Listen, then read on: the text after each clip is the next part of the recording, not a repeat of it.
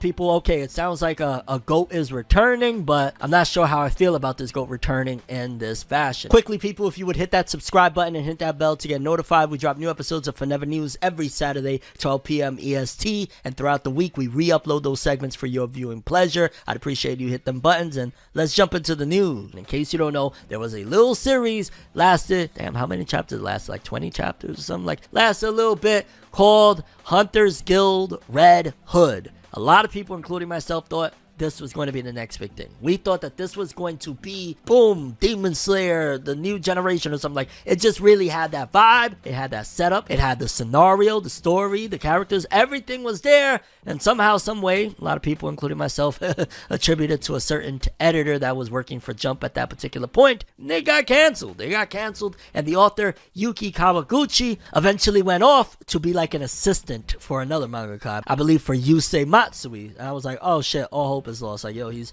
going to be a freaking assistant right now. Ain't no time to worry about like if he's coming back with something. But seems as though Yuki Kawaguchi is on the return. It says here, Red Hood creator Yuki Kawaguchi will publish a new comedy one-shot titled Kiniku Jore about a strong ghost woman with muscles in Jump Giga issue Winter 2023, out December 6, 2022. So he's gonna have a new comedy one-shot. Part of me is like, I don't know how your comedy is. I know how your shonen battle stuff is and your story elements and stuff like that. Like, that is great. I don't know about comedy. I feel like this might be a miss. I feel like they're taking an author that has a lot of potential for some great story and saying, go do some funny shit or something because your battle shit ain't working. Or could be that there's too many battle series. It could be that, yo, dog, right now, there's only so many people that will read battle manga and Jump. You got Jujutsu Kaisen, you got One Piece, you got My Hero Academia, you got Black Clover. You got a lot of competition right now. Battle series probably ain't the best move. Let's see if we can slip through with comedy. But problem is with me is like, yo, dog, I got a hit comedy series. That means I'm going to be for the next like 5 years or so at the very least, depending on if we survive, writing a comedy series when probably Yuki Kawaguchi prefers to write something like The Hunters Guild Red Hood. So top of that, I would prefer to read something like The Hunters Guild Red Hood over Yuki Kawaguchi's comedy. But we'll see. I'll give it a benefit of the doubt. I'm not the most enthusiastic about him returning with comedy, but I'm glad for him to be back. We'll see. Toonami faithful. If you're a fan of My Hero Academia, you're going to be real excited. In fact, if you're a fan of Toonami, the fact that I'm bringing Toonami up, hey, it's a big deal because Toonami has slowed down a lot. Between the fact that Jason DeMarco, one of the people that was really the heart of Toonami, has kind of stepped away. He's got a whole bunch of other stuff he's working on right now. Toonami has kind of just been a little bit dicey, to be honest with you. I haven't been hearing big announcements. I also know that since Sony has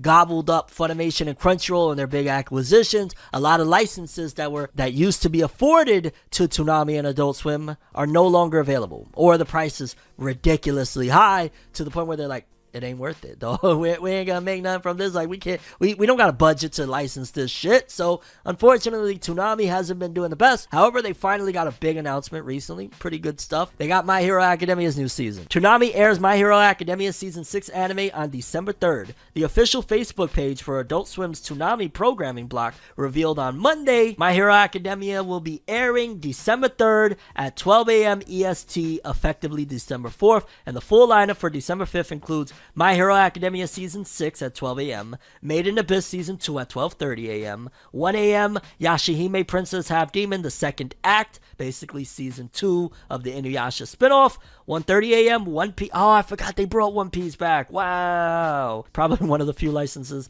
they could get their hands on. 2 a.m. Naruto Shippuden, and 2:30 a.m. Primal. Now, 2:30 a.m., that's the last block. You can put anything there. Having Naruto Shippuden doesn't hurt. One Piece, I'm glad to see it back. It wasn't a big ratings bonanza anytime it's ever been on Adults from Toonami, so there's that. Yashahime, I feel like it is bringing in some of the Inuyasha fans in, so cool beans. Made in Abyss, it sounds cool. I've never watched it. And My Hero Season 6 it's a good look. It's a good look to have something big on there because, again, Toonami and Adult Swim, but in particular Toonami especially, has been not as popular lately because at the end of the day, cable TV in general has been on a downward spiral. Everybody's going to, of course, your Netflixes, Crunchyrolls, HBO Max. Cable TV ain't winning. Okay, people, let's slow it down with the Shonen Jump and Weekly Shonen Magazine author comments courtesy of Jose_Ke. Let's start off with Shonen Jump. We got Gege Akutami, author of Jujutsu Kaisen. I'm late in mentioning this, but I wrote a recommendation for the belly bands of Sakamoto Days and Koku Haku. Please look for them in bookstores. So it seems like, at the very least, Gege Akutami is genuine about recommending these manga. It could genuinely be like, hey, recommend some stuff. This is how we're gonna do X, Y, and Z. But it looks like these are genuine in Gege Akutami. So shout outs to Gege for that. Then we got My Hero Academia's Kohei Horikoshi. I went to Shueisha for the first time in a while. I got to talk to a lot of people and had fun. Seems like they're bringing in some of the bigger mangaka in recently, right? Like, I want to say it was about a month ago. We heard Tabata say the same thing. Like, I went to Shueisha for the first time in a while. Now they brought in Kohei Horikoshi. Wonder what's going on down there. We got Hunter x Hunter, and it's not Yoshihiro Tagashi. Staff member Tanehana here. Tagashi's laying in bed right now. He's having no. Are you ever looking for something and then you forget what it is? Yeah, apparently Tagashi was looking for his pen and forgot where that was.